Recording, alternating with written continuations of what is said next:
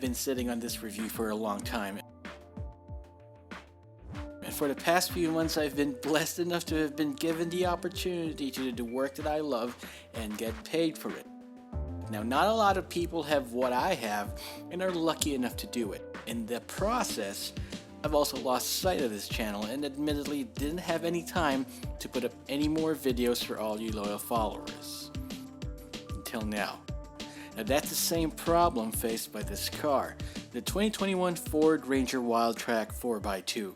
With the Ford Ranger line being one of the most diverse models in the industry, does Ford still have the time and resources to give their once flagship mid-sized pickup truck the needed attention?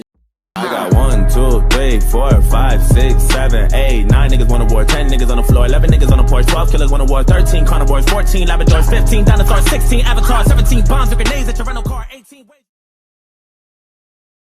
Pickup trucks these days have changed. Back in the 90s, you were fairly limited with your choices. I mean, sure, every self-respecting car company has one.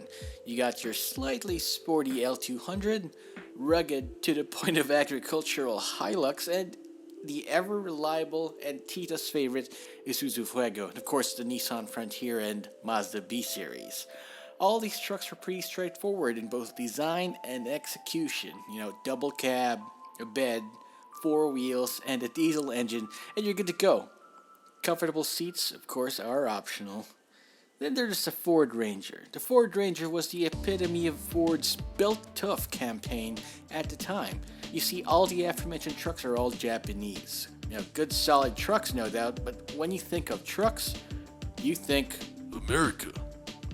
And having a pickup truck with a blue oval badge and Ford logo screams Star-Spangled Banner. Never mind, the first generation Ford Ranger sold here is actually a rebadged Mazda B-Series truck. And the current T6 Ranger is designed in Australia, but hey, a Ford is a Ford is a Ford.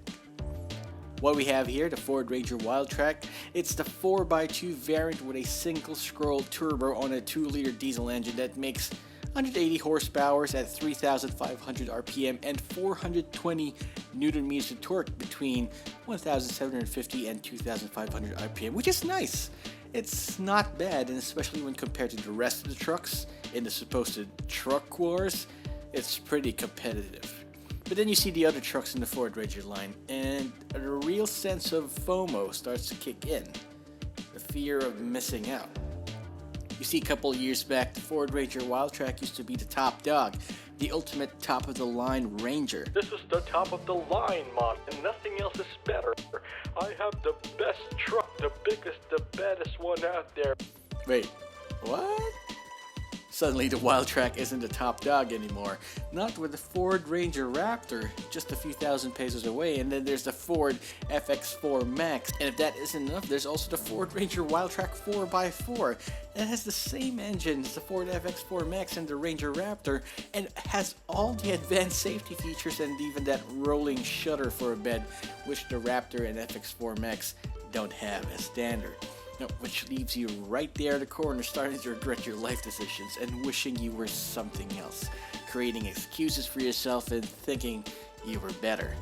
Now, forgetting that you have more power and torque than almost all the other trucks from the other brands and wishing you were as good or better than your peers. But here's the thing, what are you really missing out on? You're still in one of the highest riding cars on the road with 232 millimeters of ground clearance. I mean, how much ground clearance do you actually really need? You still have the advanced 10-speed automatic transmission, which everyone hates and craps on because they say it breaks after a while.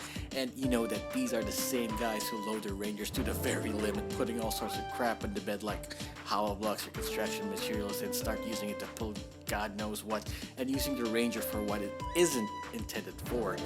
I mean, you might not have lane departure warning on the Ford Ranger Wildtrak 4x2.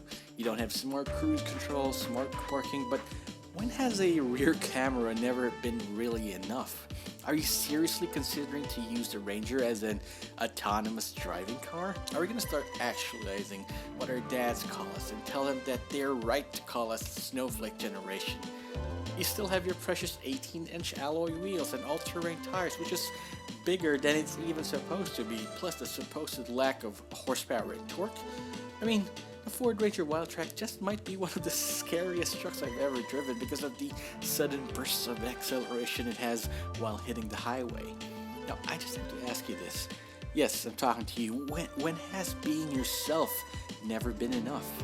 Being inside the Ford Ranger Wildtrak 4x2, you start to appreciate the plush amenities.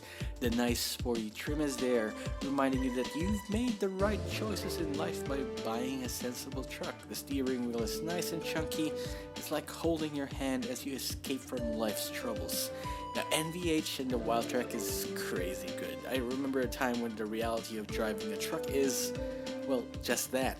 You're driving a truck, but here sound-deadening features drown out the clatter of the diesel engine, and all you're left with is an enjoyable drive. You sit high up in the Ford Ranger Wildtrak 4x2, and sometimes you forget that you're driving a truck, but the reality starts to sink in as you realize how other motorists fear you, give you way, respect the huge imposing blacked out front fascia of your Ford Ranger Wildtrak 4x2. Don't let the price or comfort of driving and lack of 4x4 badge fool you. This truck is as imposing as all outdoors.